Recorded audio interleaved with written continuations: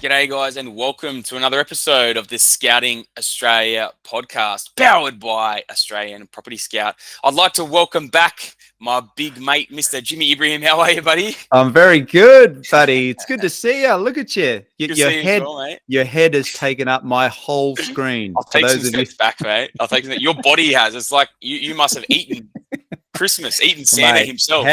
how good was Christmas? How was your Christmas? It was good. It was good. Thanks, man. It was good. Had a bit of a rest and a recharge, mate. It was good. Smacked some good tucker. So yeah, mate. How about you? Yeah, very good. With the fam down here at the coast, it was awesome, mate. Beautiful. The sunshine finally in Melbourne. We had a bit of sunshine, so happy days, Mate. Send me some pics. I don't believe you. It doesn't. Now, The sun doesn't come out. that is true. But a lot of people who are listening to us, welcome back. But for those of you that are watching, you'll notice that Sammy and I aren't in the same studio where we're filming because we're having a bit of a breather. I mean, it's important to recharge, don't you think, before on your break? It is. It definitely is, mate. Look, man, recharges are very important, man. Like I'm a big believer in it. When you're on, man, you're on 100%, and when you break, in my mind, man, you should be trying to break 100% as well to properly recharge the mind. If you still got things going on, man, it's I guess we're still got a little bit going on, still jumping on this, but yeah, man, it's always good to try and switch off properly. And mate, in a nutshell, I just couldn't get you up to the Goldie. Oh, mate. No, but also one thing I'm really curious to pick your brain at, because obviously this podcast is going to be going out on Gen 2, so we're recording this prior to New Year's Eve. So first of all, before we talk about the big thing, what you got much planned for New Year's? What's the go? Mate, I'm not sure. I'm not actually too sure, to be honest. Actually, I got a couple of mates coming up. That'll be good. Having a bit of a break, man. It should be good. A bit of rest, as I said before, rest and recharge, man. What about you? Yeah, pretty much the same. I'll be pretty chill, mate. My thing is all about New Year's Day. Get up early.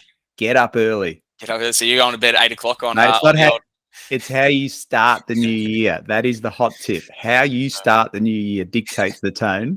So yours will probably be the worm at about 3 a.m. It probably will be. That's how I'm starting the new year, mate. Probably about 4:15 a.m. That's about when the sun comes up here. I'll be worming along Broady Beach and just sending it full send, mate. Be getting some airborne. Now, in saying that, right, because obviously this is New Year's, you hear a lot of people talk about New Year's resolutions, you're talking about goals and all that sort of stuff. Rumors going around the office that Sammy boy is completely against the New Year's resolution. Is that hot off the press? If you're driving, do not veer off the road because look out. You better hold your hats here, folks. Mate, I've got to say I'm not a fan of New Year's resolutions. I actually arc up a little bit when I hear about the old New Year's resolutions. It is true, man. I'm not a believer in it, and there's a simple reason for it.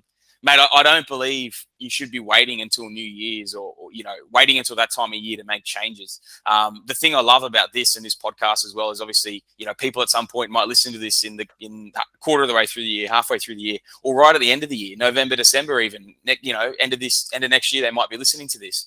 And man, like I'm really hoping that this podcast can really help people make some changes and actually do their goal settings and, resolutions, man, like, New Year's resolutions, in my opinion, they're a little bit for the weak. That's a dead honest statement on it, man. No, it's one of those things, mate. You shouldn't be waiting for like some great moment to come through, especially when you're going to be on holidays trying to recharge and you're probably sinking a few drinks and eating yourself away, mate. You shouldn't be, in my opinion, making moves like that at that point in time. That should be a continual flow during the year, man. You should be constantly reassessing, reflecting on yourself, what's going on, setting things for the future, not waiting until one time of year.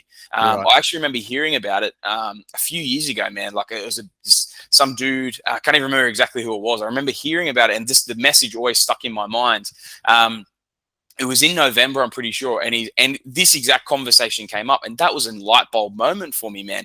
I'd never really thought about it all that much, and then he said something to someone else when he was kind of assessing him of just like, why are you waiting to the new year to do this thing? It's November. You still got 2 months of the year left. Why are you waiting until the new year? And man, I remember it was a light bulb moment for me. And you see it a lot these days, and you hear about it all the time, like people going. And man, sometimes it creeps into your mind, even ourselves. I know it creeps into my mind as well. I get super motivated to do something. I'm like, I'm going to do it tomorrow, or I'm going to start this on Monday because I can start fresh and go out of it. And it might be, say, Thursday, right? man, I hate that. That's in my mind, it's a weakness in your mind to be waiting for that time. If you're motivated to do it, man, go out and do it straight away. Because that momentum and that flow will come from going out and doing it straight away, not waiting until next week, because you're gonna lose the momentum, you're gonna lose the drive. You might have listened to a mad potty or something that psyched you up to do it. If you put it off and delay and wait for the New Year's, mate, it never works like that. So I mean, that's a really good point, actually. I remember the first time you said that, and I was like, man, that is so true. But it's so interesting that your psyche at the end of the year, when people are talking about stuff, what's your New Year's resolutions? It's just, what do you think that is? Do you think it's just people delaying taking action on something, or putting it to tomorrow type problem? It's a in my opinion, man, it's just like a beginner's mindset. Like it's not a winner's mindset. A winner is doing it all the time. They're constantly assessing themselves. If anything, man, New Year's isn't a New Year's resolution to set things for the new year. New Year's should be to look back on the year that was, more of a reflection. I did this well, I did that poorly. I could change these different things, or that was great, I'm going to do that again next year. For me, it's more of like a time of reflection. What was good? What wasn't good? But even then, man, you should be doing it all the time anyway. So it's man. I think it's a good time. Like it's a week. You got your Chrissy to New Year's period. It's a time that almost everyone has off. It's a great time to kind of reflect and celebrate the wins. But yeah, man, that's just my kind of take on it, I guess. Well, let me ask you, right? Because you being a high performer, in your property, maybe not in football and soccer, but from a oh, mate. We're there so early. Had to get one in before the end of the year. But do you think at the end of the year, though, when you're looking at 2023, there is an argument to say just to reset? And if you haven't achieved what you wanted this year, to at least make the first plan of attack for next year. So I'm just thinking of our listeners out there. They're thinking, you know what? I didn't actually achieve what I wanted. I know that you shouldn't have New Year's resolutions and so forth. And I think your message, correct me if I'm wrong, is don't make it a one-time thing. Don't make it just, this is the start and that's it. Don't look at them. You should be doing it all the time, but you need to start at least with something. Yeah, definitely. But man, I think the cool thing is like, if people listen to this, you might be listening to this for the first time and it's in 6 months' time from now. Like, it applies all the time. You just should be doing it all the time, constantly reassessing. Am I working properly towards my goals? Do I need to change something? Constantly looking forward and then looking back and kind of assessing those two things to be able to keep making the proper plan out and plan forward. I found it was, honestly, man, it changed so much in my life when I changed my thinking to that. Not of New Year's resolutions. Oh, I'm thinking of all these things I'm going to do next year. Man, fuck that. Why next year? Do it now. Change it now. Put the things in motion that are going to move the needle now. Let me ask you. When you think about Australian, like Scouting Australia, man, we could have left that to start in January. And in my mind, at first, that's what I kind of first thought. Did we launch in November? Literally exactly that scenario. I thought, why don't we just launch it in the new year, bang out 50 in a year, something like that. Man, that exact thing crept into my mind as well. So it's natural. But man, do it when you're ready. Just do it. Even if you're not ready, just do it, man. Make a start. And would you say, I think what a lot of people are waiting for, and I found this in my own time, you're trying to wait for that perfect moment, and maybe the fresh new year, you feel it's a new clean start. Yeah. But you need to start the momentum and just start with something. Yes. Just get started. Yeah, of course. Right? Just get started, man. Yeah. Just get started. Doesn't need to be perfect.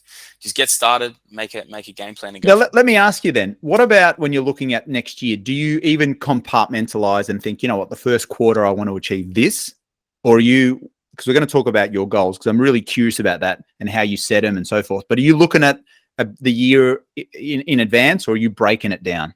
I don't really look at years in terms of how I do things. I don't even really kind of look all that much at months either. I kind of do a little bit, I guess, from the business perspective of what I do, but that's so you can kind of keep measuring as you're doing things. When it comes to, if we're talking specifically around property, around this, in this topic, let's say we're talking about property. Yeah, I don't really set my goals in terms of what I want to achieve this year or this quarter or this month when it comes to property. When it comes to property, man, I look at the long term of like, what is it that I really want to achieve? And not even really what I want to achieve out of property. It's like, what do I want to achieve in life? Like, what are my goals? What are my realistic goals? Okay, sweet. It's this. What do I need to achieve in property to achieve that? to achieve that lifestyle, to achieve that figure. Let's call it, a lot of people, 100, 200,000. Some people shoot for 500, $1 million a year passive income. Okay, what does that look like? And if you scale it back to say something more realistic, like your 100, 200,000, what does that look like in terms of a portfolio? Realistically, how long will it take me to achieve it? And then let's break it down into some more bite-sized pieces from there. And if you're starting out and you're fresh, your goal setting and what you might be working through and really going for is like, okay, well, I need to save 40 grand or 50, or I might have 20 grand in the bank. I need to save another 20 or 30 to buy the style of asset that I really want to buy. At the moment, I'm only saving, $200 a week, which is only 10 grand a year. It's going to take you a long time. It's going to take you another 2 years to get your 40 in total. So, okay. So what I need to do, if I'm going to fast track that, I need to go get another job, potentially a second job. It's going to get $200, $300, $400 a week. And then I can fast track that back to 6 months instead of 2 years. And I've shortened it that much. And then I can start working through it like that as well. So that's the way I'd kind of break it down. And then people who are in really good positions as it is from now, potentially they've already got a couple of properties in the portfolio. They might have a few $100,000 or $500,000 or something in equity sitting in their own home. That's a very different conversation, because it's like, well, what do I want to achieve? How quickly do I want to achieve it? Because because they have that equity, as long as they have the serviceability, that's a very different conversation, because it's up to them how hard they want to push it and work through it as well. All right. So you have a very clear picture as to your big goal, what you want to achieve with your property. And then you're looking at, all right, what do I need to do in order to achieve that? And then you just go after it straight away and just try and get into it. You break it down. I break it down to what I need. Good. So I'm curious as to your process on breaking that down, because people out there, especially if they're new to this, and especially new to property and they're starting out or whatever, how do you do it? Like, what's your process? So I break down like how many cash flow deals do I need, because like cash flow is the big one, right? Like almost everyone chases the passive income target. So it's like, okay, how many cash flow deals do I need at what price point with what yield to achieve that end goal?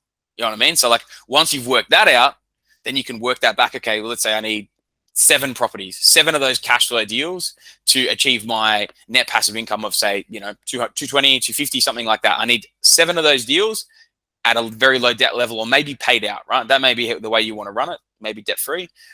So what do I need to partner that up with to get them, firstly, to get to that point, but then also to get them debt eliminated? Because you would have noticed I said there's 7 deals at a very low debt level. Yeah. It takes a very long time to pay that down. The quickest way to pay it down, if it takes a very long time if you are actually just paying it down with cash flow and with income and all the rest of it.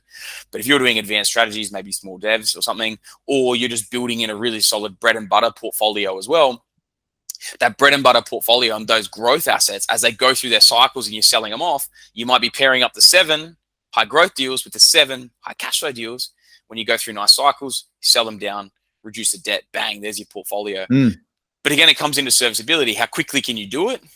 Do you have to do it in potentially 2 or 3 phases to actually build out that bulk portfolio? What can I do now? How hard do I want to go now? So it's all about breaking it down like that. And man, I'm constantly assessing my own. I literally do this. I would do, probably 8, 10 of these a week with clients, and constantly refining existing strategies, but then also new ones. Because essentially that's what it comes down to, man. Goal setting is strategies. Right? It's a strategy of how goal setting is the end picture, but then when you break it down, you're breaking it down into a strategy. That's what you should be breaking it down into, a bite-sized strategies and pieces in the puzzle to get you where you're trying to go.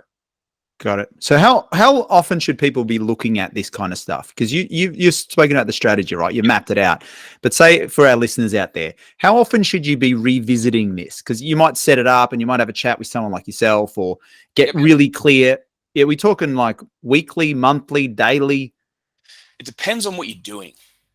It depends like how hard you're pushing and going. If you've got, like the first scenario I gave of some potentially young fella trying to save up his first deposit, you might just review it once a month. How's the savings going? Do I want to change it? Do I need to do this? Do I need to get a third job? Like, do I really want to, whatever. He might be doing it once a month. He or she might be doing it once a month. And they also might be pairing that up with area research as well and whatnot too. So they could be doing theirs once a month.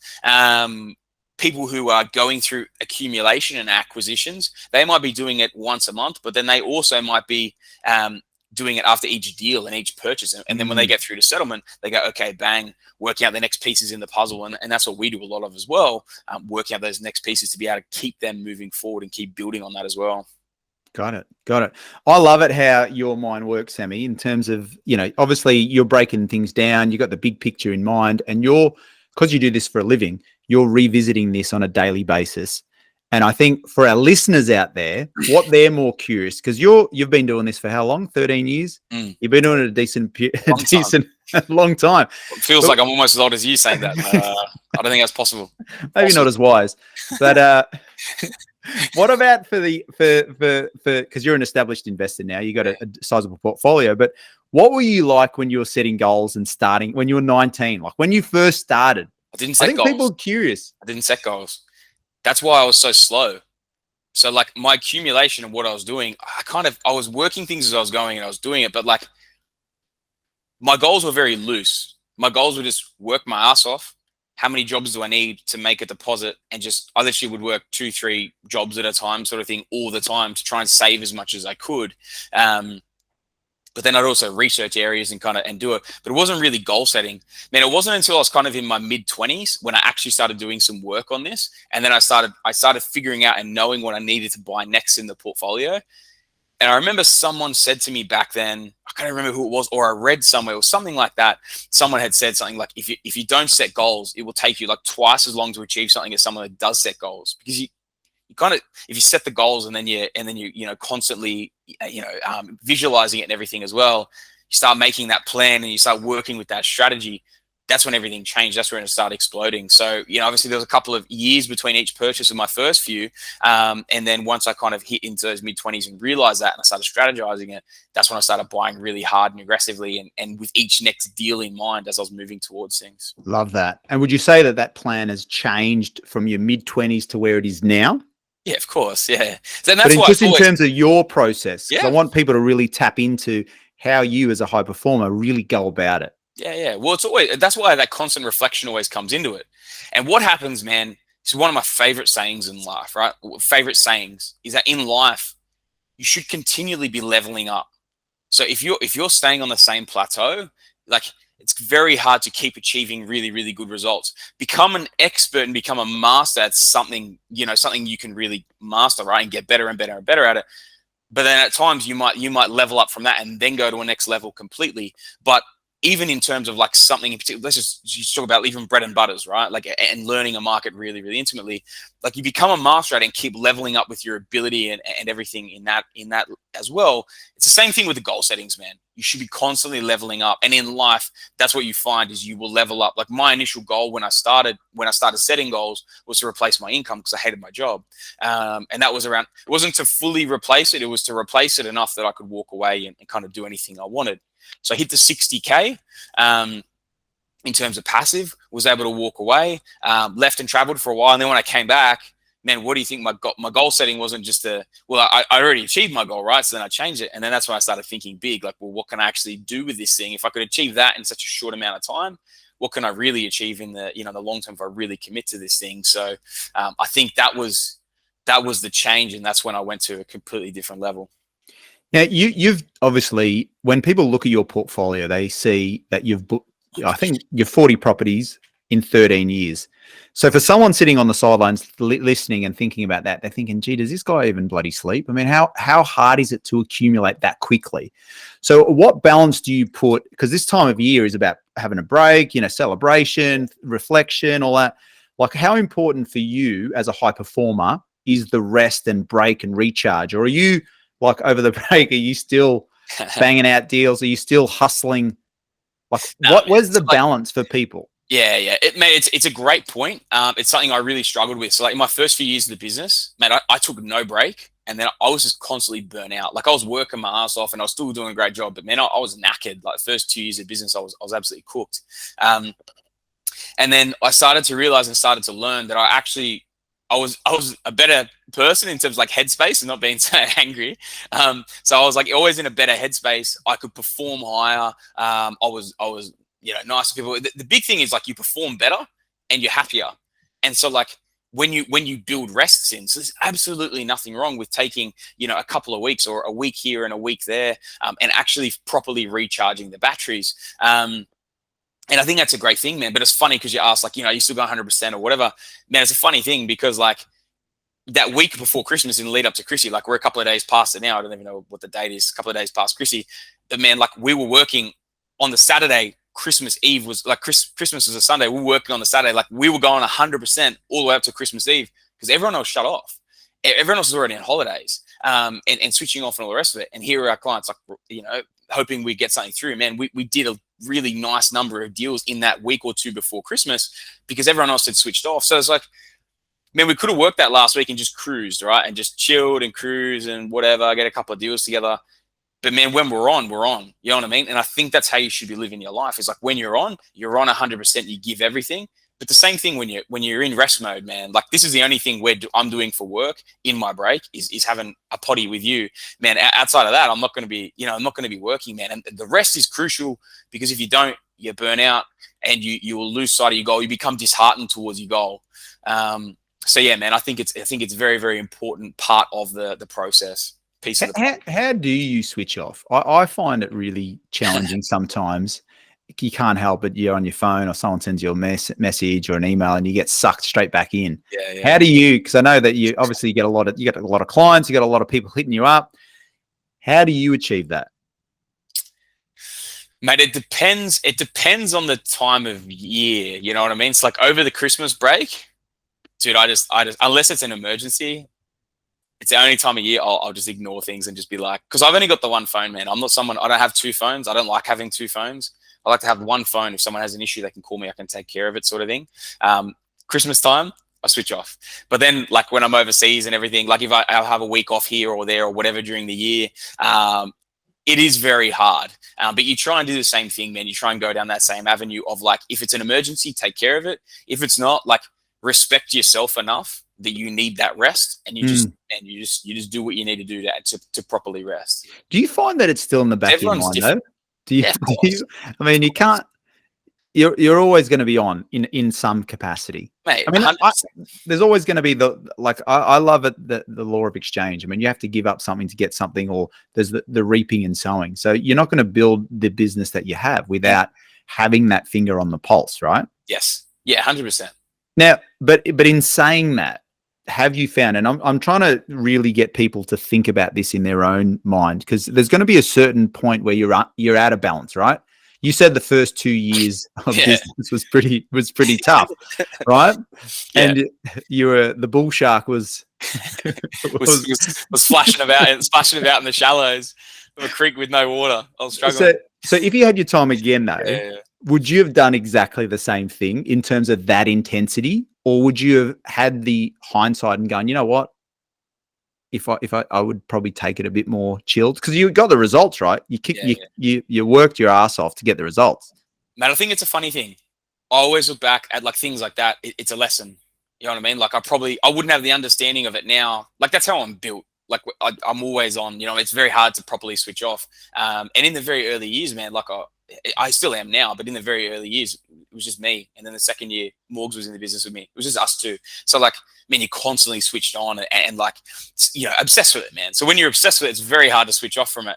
And man, I used to do discovery calls in between Christmas and New Year's. Like, it was just crazy, like, just zero break. But that's how I was, man. I was obsessed with it then, and I'm still obsessed with it now. But there's so much going on. I know that I need to rest my mind to perform at my best, obviously for our clients and for myself as well. To perform at my best, I need to have those rests and recharges to perform optimally. But man, there's nothing wrong with like, that's the thing. You make mistakes on different things. You make mistakes on these things. You learn the lesson.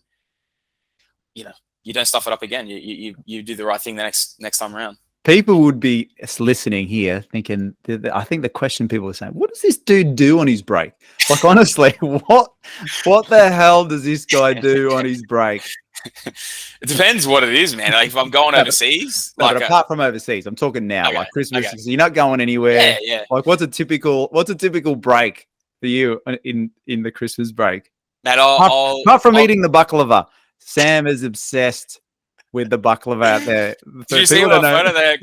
Well, I had one of the young fellas, young Terry from Adelaide. He was up on the Goldie with his missus, and he bought me a tray of baklava I after our saw it. podcast. It was unreal. Oh, For it's those better that than don't know yours. what that is, Better it's than a yours. an Arab, a Lebanese dessert. It's a No, he sweet. bought me the Greek ones. He bought me Well, the Greek. that very syrupy. But the Greek's very That's so syrupy. good. That's so sweet. Have you already demolished them? Yeah, bro, they're gone. They're gone. Like, Oh no. I didn't eat all of them on the Oh first night, but no. I smacked a fair few. Gee, no wonder you didn't want to meet in person. Mate. He Moving got on. nothing. He's got nothing. He's got nothing.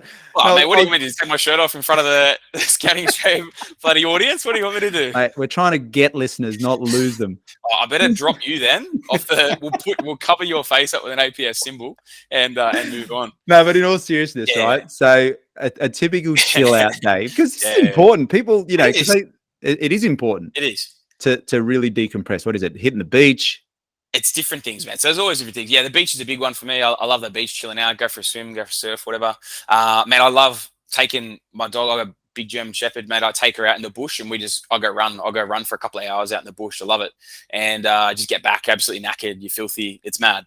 The other big one for me is I'm into my motorbikes, man. I love my bikes as well. The best thing about bikes, same as when you go running. When you go running, you're kind of just purely in that zone, especially if you're out in the bush and you're knackered. Same as you're into the surf, man, because you've got to kind of be a little alert of what's going on as well. But with the motorbikes, especially, man, like you switch off, like see you later, like you're gone sort of thing. So I've always loved going for a ride as well, because you're just in the moment, and and you can really switch off from that as well. So it's always been a big thing with me, mate. Go for a ride, whether it's dirt or road. It's always good. Nice. What about you? What do you do? Mate, I love being to the beach. I love the, as you know. Are there beaches in Melbourne? Oh, for all the Melbourne listeners out there, geez, right in, Sorry, in, Melbourne. get on I him. just don't have a drive at gym. It's not a reflection of you guys. We do have a few puddles down here in Melbourne. We call them the Bay. The Bay? Massive surf in the Bay. Massive. Really? No. No, I like to chill out, dude. I like to chill out the sun. You have the pools. Just relax. I like to a bit of reading. Just chill. Yeah, I'm not gunning I got motorbikes, as you know. I like getting on the bike in the sunshine. There's a few wineries down here too, which is awesome. So, yeah, man, that's all cool. Just chill out, eat, drink, be happy. Now, how much time do we actually have on this podcast? I don't know, we're on Zoom, bro. I don't have the counter anymore. We normally have the counter. I have no idea how long we've been going for. I think we've been going about 30 mins. Okay. I think we're going about 30. But what I want to leave some nuggets for people, if you don't mind, Sammy boy, is because we're looking at how obviously spoken about goals, how to succeed in property in 2023 is what I want. And you touched on some of these points before, but let's get people juiced up. Let's get them excited about what are the key things that you're going to need to do well in property in 2023. I'm going to pose two scenarios. First one, let's start with the first timers. Mm-hmm. No, not a lot of cash. What's the deal? Let's revisit that. Give them some real action points. How are they going to succeed for those listeners out there? Providing serviceability is fine, man. It never changes when you're starting out. If you don't have much money, providing serviceability, even if serviceability is not the best, like to be able to keep moving forward and be able to build it, you need to make margin on the way into a deal, right? So you need to pick the right markets and you need to buy at the right money. It's always the same, man. It doesn't matter where you are at what point. If you're starting out, they're the biggest things you always need to do.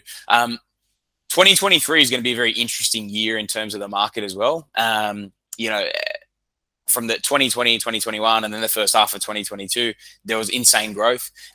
The back end of 2022, there was a lot of comeback in terms of a lot of markets did a price drop, did a price fall, especially your two big markets of Sydney and Melbourne. And that affected majority of the country in terms of a pullback as the overall year of growth.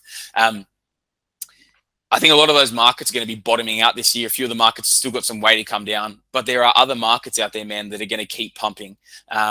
for a lot of various different factors. A lot of actual extra attention will come to these areas as well, because people aren't going to be in your big markets that are coming back. They're going to be going into these other areas. So there's some really, really good markets out there at the moment that you're going to be able to make some good dollars in.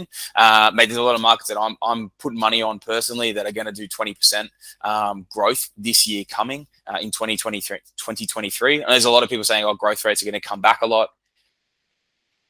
Mate, that's normal, right? So like everyone was viewing all these last few years as like Australia as a whole market, which it isn't. It's just going back to being an intelligent investor of pre-COVID days, where you got to pick your markets. You pick your markets correctly, you can still have exceptional runs and exceptional growth cycles moving forward. I don't think this year and moving forward is going to be any different. The one cool thing is you should have a little bit less competition out there, allowing you to negotiate a little bit harder. But man, I said, yeah, it's a very interesting time in the market, because it's going to be picking the right markets for an individual investor, because there's going to be some great opportunities in some of those markets bottoming out as well, that still have a lot in the pipeline in front of them. So yeah, man, time to be careful, but a time to be bullish as well if you're ready for it. What would you say to people that are really concerned with yield? Because obviously interest rates are potentially increasing even further. Yes. And they're worried. Mate, it's an interesting one, hey. Again, it's going back to the olden times of, and mate, it's funny thing, because like I made so many jokes about negative gearing and like, hitting the buzzer and all the rest of it, get rid of it.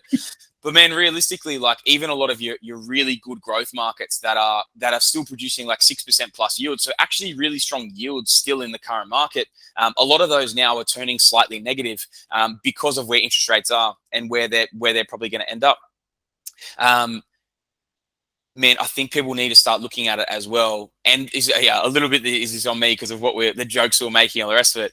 But realistically, man, if a deal's going to cost you $1, $2, $3 a year in negative for maybe a year or two before rates come back down, and I also believe rents are strongly on the rise, you can't purely look at an asset from just what it's going to make you in today's dollars as well. If that property is going to perform for you on a lot of different levels, let's say you make 30 grand on the way in, and let's say that market, it's a $400,000 market, and it does another 10% growth in that year, just 10%, right?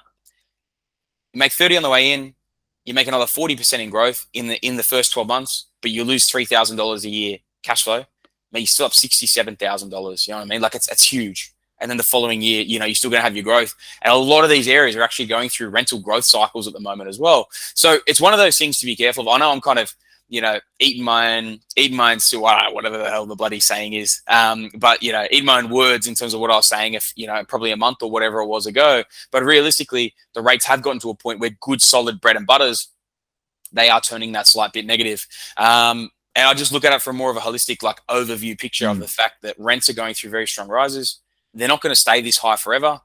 They will come back down.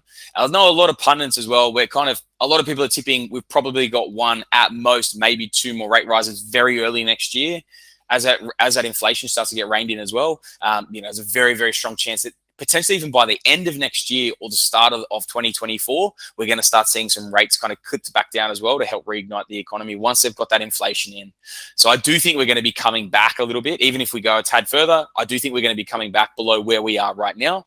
But I would really think about keeping your eyes on the prize, right?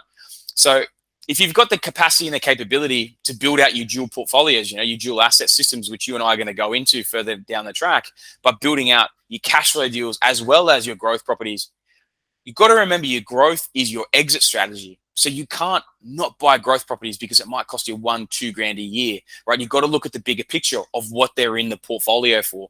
If you've got the capacity to also go out and buy some good, strong cash flow deals and build, potentially layer some strategies, do some manufactured cash flow deals, you could have one cash flow deal or two cash flow deals in there, let's say producing $10,000 per annum net passive each. We're still producing those numbers even at current interest rates.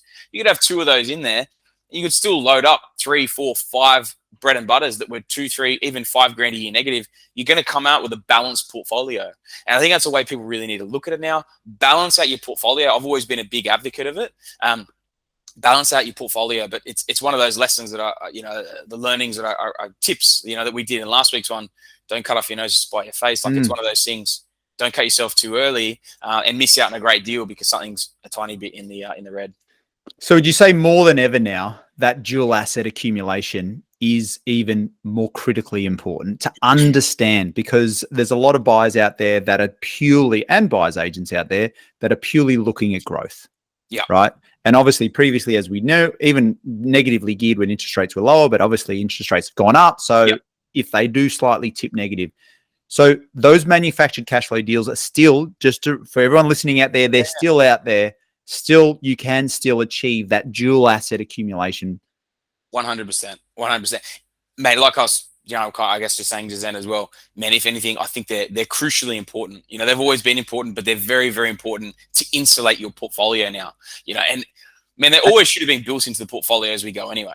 So, and for people, sorry, I was just sorry to cut you off. I was just saying, for people out there that are not familiar with the manufactured cash flow strategy, essentially, if you could just summarize it for us in terms of, So it could be anything, right? But in terms of like, a very simple way, it could even be something like buying a house where you can. There's a lot of different strategies with it, right? Easiest way is probably like a duplex. Buy an existing duplex, we might fully renovate it or give it a facelift. Achieve an 8-9% yield on something like a nice duplex in a good growth location. Biggest thing I'll throw in here is we are always still in a growth location. It's not like we're going out into a mining town with a 10% yield. We're not doing that. We're sticking into areas we believe are very strong for growth, layering different strategies on top to achieve a higher than average yield. You might do something like that, the duplex with potentially the reno potential and whatnot as well. Or you might go out and you might buy an older house on a big block, give it a bit of a facelift, build a secondary dwelling out the back, get those dual incomes on a single title, and achieve a higher than average net yield. And a lot of the time, actually, every time that we're doing these deals, those net yields are exceeding what the interest rates are. So you're coming in front in terms of positive cash flow. And so a lot of those deals that we're still doing now, even the smaller ones, the cheaper ones, they're still sitting at $7,000-8,000 per annum net passive. A lot of the bigger ones are still well over $10,000 per annum net passive as well. The big thing to note as well, Jimmy, it's not just to be the lifeblood and the oxygen of the portfolio. That is huge in terms of what they're doing. You need them at the back end anyway. When you exit and you sell your growth assets, you're using those profits. You're paying down the cash flow deals. You need them anyway. So if the right time comes to build a few of those in, especially this year, some great opportunities in some markets for these deals, build those cash flows in, insulate your portfolio. There's a lot of people out there that might be carrying, properties that were neutral or slightly negative before the interest rate rises, and now they're sitting 20, 30 grand or more in the red.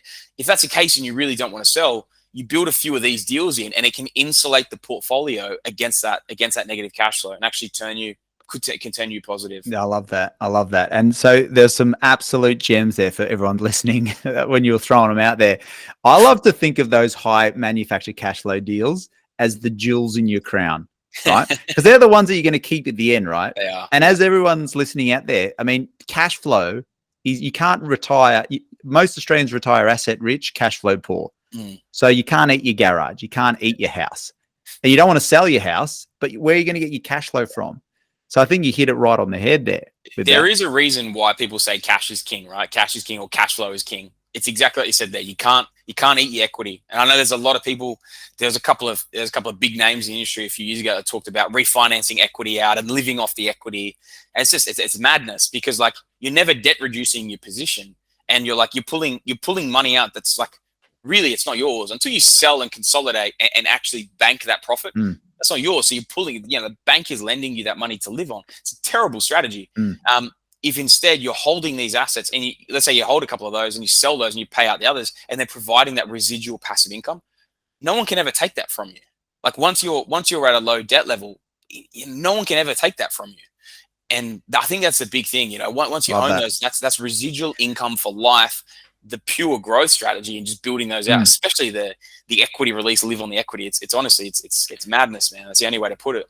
So for people that are listening out there now, and obviously we're this whole conversation today is about how to set yourself up for 2023. Cash flow and understanding that dual asset accumulation is critically important. So would you say more than ever this coming year, for those listeners out there, if you have already got a couple of properties and you don't understand the need to have the two types of properties and how they're going to work in together, this is the critical time to really get that, especially as interest rates is the way they are. Yeah. Right. Yeah. So that's for all of those people. For those listeners out there that are just starting out though, for looking at this year, and they're thinking, man, I want to have those juicy cash flow deals. I want them now. I want the manufactured cash flow. Yeah. What would you say to them? Because I know it's important for them to build those blocks first. Don't get ahead of yourself. Yeah. That's the biggest thing I'd say. Like, if you're someone that is on a low income and negative cash flow does really scare you, we can still find properties, and you can still find properties out there that still turn a positive cash flow, even if it's small, as bread and butters. I would always recommend starting down the bread and butter route. A lot of people, used to come to me and want to go straight into cash flow deals, and we do them for them. But it's like, man, it's almost like, again, you remember how I said it like 10, 15 minutes ago, leveling up. Man, you don't start at level 10. You start at level 1. Cut your teeth on a deal. Learn the process, build the foundations for one. It is the right property for you to build the foundations in, because you make equity on the way in, you have some growth, you can pull it, you roll into another one. You start learning the process of how to invest. You go straight in, you go straight to level 10, and something happens. I've seen this all too often. You know the story, story of my brother and going down this route. The first deal ever I did for him, he made about $500,000-$600,000. He had to cry over like an $8,000 difference at the very start. Literally level, not even one investor, level 0.1 investor doing a level 10 deal, even though I handheld it for him. One thing popped up, couldn't handle it. And like, that's why cut your teeth on the baby step things first. But these bread and butter deals, they are great for starting the portfolio and kicking the portfolio off. I've had a lot of clients that starting out 18, 24 months in, they start, and 18 to 24 months in, they're 4 or 5 properties deep. And then they're rolling into their cash flow deals. And they were able to do it because they bought the right growth properties at the right money, made the money, and then obviously the market kept ticking up, having growth. They were pulling it, and then they start building in the cash flow deals later. Don't get ahead of yourselves with those. A lot of people get the eyes on the prize of the cash flow, and you will stall yourself, or you'll go, you jump too far ahead and you feel like you get burnt. It's not something you want to jump into as your first deal, or even your first couple of deals. If you can help it, serviceability allows. Don't go down that avenue. Do your bread and butters first. It's almost like, it's kind of like your masters, right? Or your bachelors or whatever. Like you cut your teeth on the beginner stuff before you level up. Well, I think one time you mentioned this to me at the start about those kind of properties. You mentioned foundation, right? If you think of a building and the foundational piers of a building, the bread and butter deals really do act like that foundation, and they enable you to scale out and build out. And if you don't have equity at the start, there's no use having all this cash flow if you're not going to have the equity to go again straight away. So the bread and butter deals, for those listening, make sure you get your foundations first, and then cash flow we're going to add in down the track. It is an awesome point, Jimmy, mate. It is a great point, because once you build out your foundations, and this is how I used to explain it to people, right? Let's say you start with 2-3 bread and butter. Let's say you can afford the serviceability to start with 3 bread and butters, and then you roll into some cash flow deals after that, right? You start hitting a bit of a serviceability ball. Now we need to go towards cash flow. If you can build out 3 bread and butters, and let's just say 2, 3, whatever, you get to $1 million worth of property. All right, you make some nice margins on the way, and you're in some nice growth markets. You got $1 million there of property, and that market just goes up 10% in 12 months. You get the market right, you go up 10% in 12 months. You just made 100,000. If you're on a 50, 60,000 income, or even if you're on $100,000 income, you just made 100,000 that you can strip out and you can roll into another deal. If you have a great run and you buy into a couple of great spots, and you do time it really well and everything as well, and you catch a really good cycle, and you go up 20%, you're making 200,000 literally off $1 million worth of property. And I know people say, oh, the growth funds aren't going to happen the same way they happened before. Matt, I tell you right now, most markets stagnate for 10 to 15 years, and then they double in 3. You don't double in 3 years by doing 10, 20% a year. They're big runs. And that's why if you time those markets and you hit those big runs, and you've built the foundations early, they're the sort of results you can expect, and they're the sort of results you can build off. I love that, Sammy Gordon. Now, I just want to, on that topic that you just mentioned there, mindset, how important would you say for people out there, high interest rate environment, the mindset you need for this year? Because things go wrong. Shit goes wrong. This is like, people want this clean, no issues. I don't want any hassles. I don't want the property manager to call me. I don't want to have any, like, what kind of mindset would you say for people out there? High interest rate environment. There's going to be a bit of blood on the streets in certain pockets. You're going to see the news. What would you say? What kind of advice would you say for people? Strap in, folks. Look, it's a funny thing, right? Like it's it's one of those times where, yes, different people will, because you kind of asked two questions there in terms of like things going on differently in the market, seeing a bit of blood in the streets. That's sign of opportunity for different people. But if you already own property and you have a couple of things pop up, it never changes. Okay. So like whether interest rates are sitting at 2% or 3%, or they're sitting at 5 or 6% or whatever, and you're running a tiny bit negative as opposed to a couple of grand positive, and that stresses you out a little, right? And some things pop up. It happens regardless across the board. Okay. Like I remember when it first started happening to me when I was younger and had my first couple of properties, and you have your first couple of rentals, and they're calling you, they got this, they got that, they got all these different things. Easiest way you can do it, and I think we chatted about this a couple of weeks ago on one of these potties, was you put a stone wall on it. You know, you tell the managing agent, unless it's something that needs to be fixed, don't bother me with it. If it doesn't need to be fixed, I don't want to know about it. You know what I mean? Like if it's something that they've broken, don't even bring it to me. Get them to, in terms of the tenants, get them to fix it. And this isn't being like against the tenants, yeah, against the tenants or offensive to the tenants or anything. But you got to be realistic, and you got to. I have become, I think, a little more blunt in this. I was probably a little softer at the start. I would have been, because again, you level up in everything as you do this stuff. And when you get to the level of properties in the portfolio I've got, you kind of get more blunt in terms of what you turn down and what you don't even consider.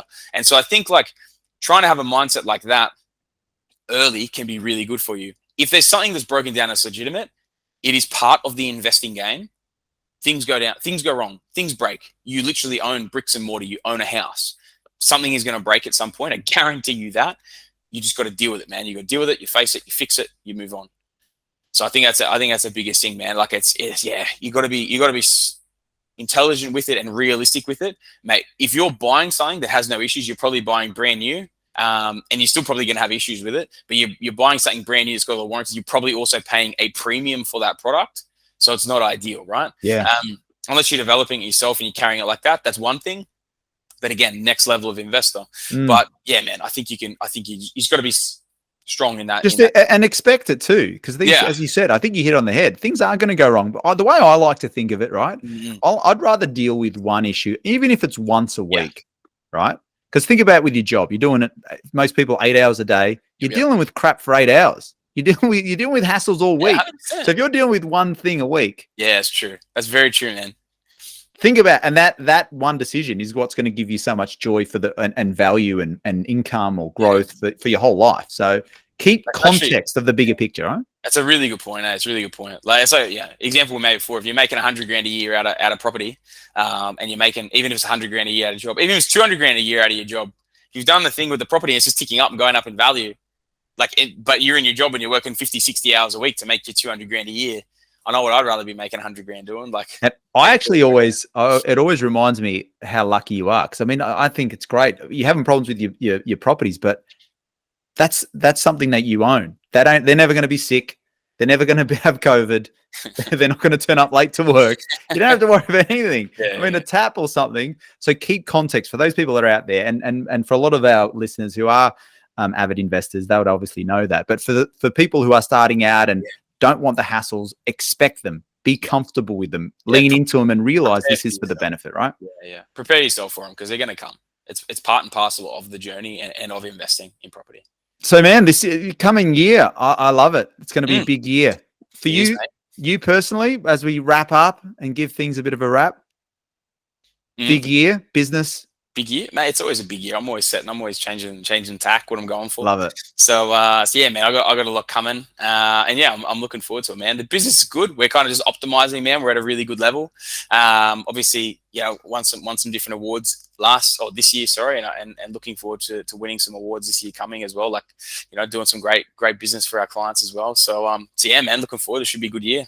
Awesome.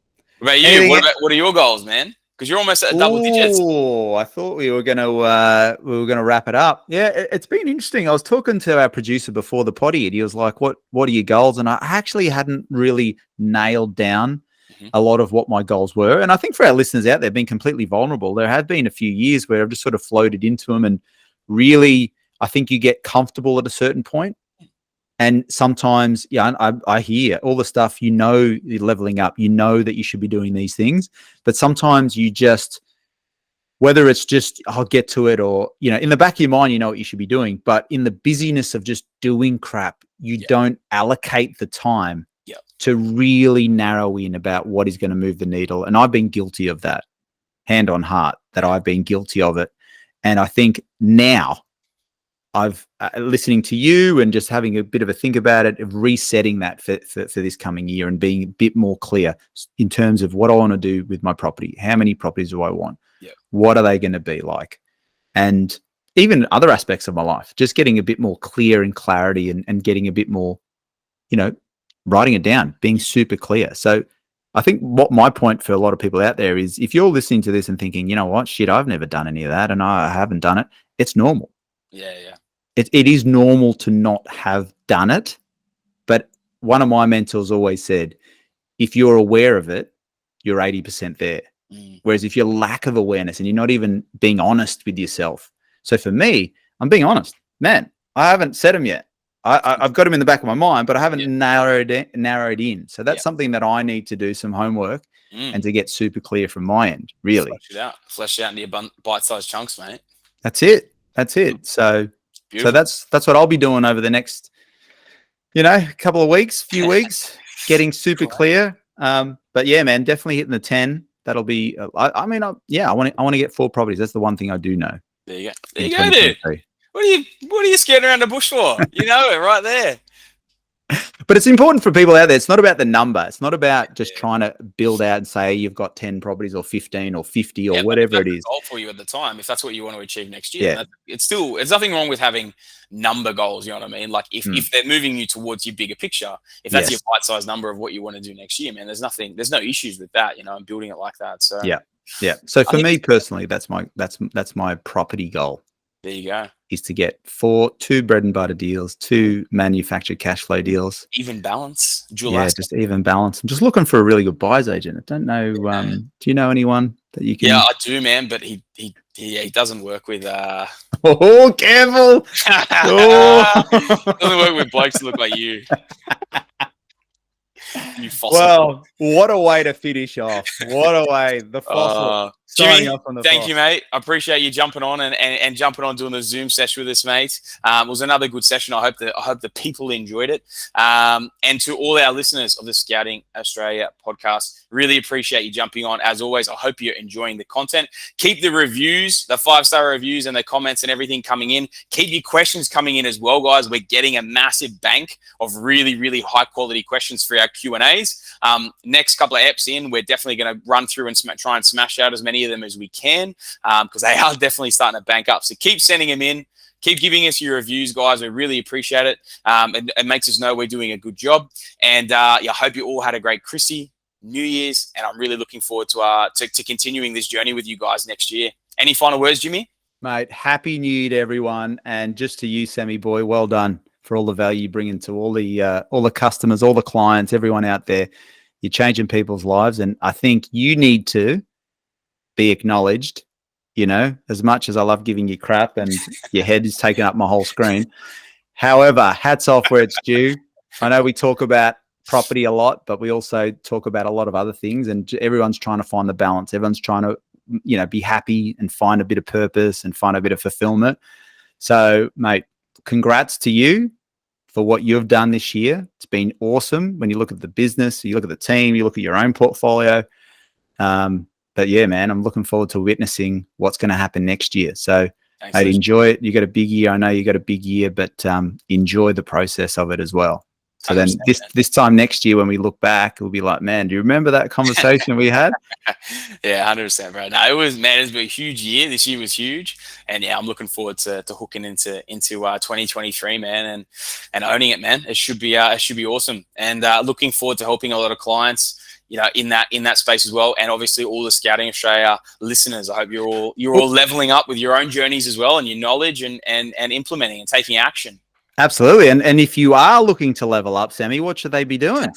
They should definitely be heading over to the Australian Property. I keep getting mixed up between Australian Property Scout and Scouting Australia. Getting over to the Australian Property Scout website, book a call in. If you need any help with goal setting, if you want a bit of a portfolio review, set out some really good goals, some bite-sized chunks of what you can achieve next year to work with an award-winning buyers agency, then we would love to help you guys out. Just head over to www.australianpropertyscout.com.au. As always, you can find us on all the socials at Australian Property Scout. And remember, guys, on all your favorite platforms, please leave us a 5-star review and testimonial. And otherwise, guys, thank you very much once again, and we'll see you next time.